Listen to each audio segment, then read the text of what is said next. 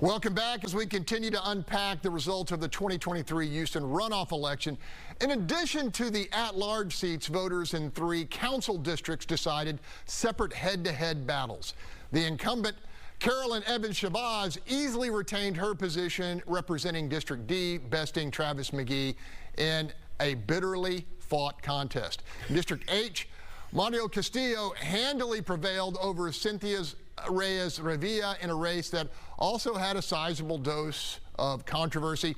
And finally, the closely watched matchup in District G, where incumbent Mary Ann Huffman was the winner over well-known trial attorney Tony Buzbee.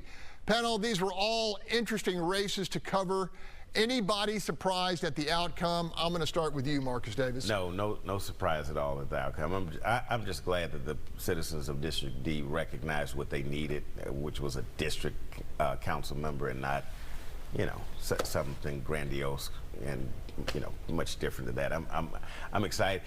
Being a district council member is so, all of council is important, but being a district council member is just vastly different than being an at-large, because constituent service, who knows, this. But look, I'm excited. Congratulations to Mayor Whitmire. Congratulations to all the city council members that were elected. I think Houston has a great opportunity. I think the mayor's got his hands full with the infrastructure, the economics, and now he has to deal with the Charles Blaine ordinance. I'm looking forward to see what happens. All right, Gary Paulin, I want to hear your take on District G. Look, Tony Buzbee's record as an attorney speaks for itself, but he's had a rough go in the political arena. Hey, he did almost as well in the runoff for mayor. You think about that.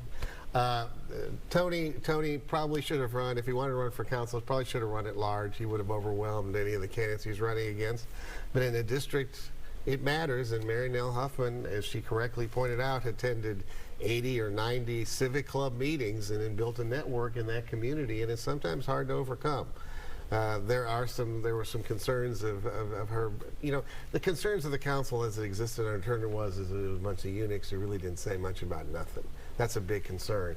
The Charles Blaine ordinance that we talked about, we're going to memorialize that. It's going to hopefully stop that, and I'm hopeful. I mean, I think we've elected some really outstanding people. I mean, Julian Ramirez is someone who I've known for 30 years. He's outstanding. I think he'll be terrific. I do like Pastor Willie Davis. I know there's some differences on the panel. That's okay. But I like Pastor Willie. He's actually counseled troubled youth that I represent. So I do appreciate that. And Twyla Carter has just got a tremendous background. So I think the council is going to be a step up. So that's great. Dr. Lita, progress, not perfection.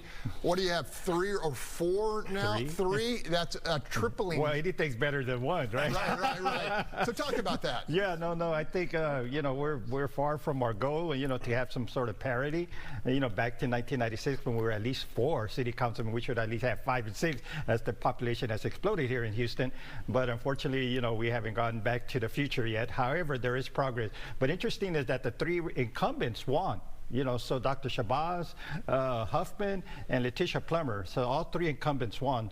The new guys, I agree with my buddy here, Pastor Davis. I like him, Austin High School graduate, go Mustangs. And also, these folks are going to energize this new city council. I'm happy. I'm not moving. I'm staying in Houston. Oh, there you go. I don't think I've ever heard anybody say go Mustangs in my whole Houston life.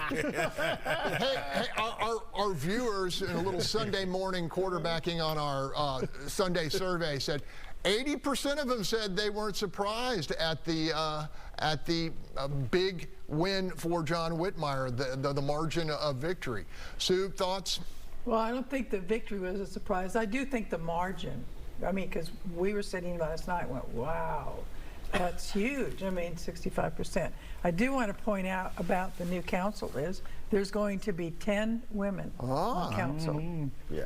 A very diverse group, and it's going to be fun to watch. I don't think the margin was surprising.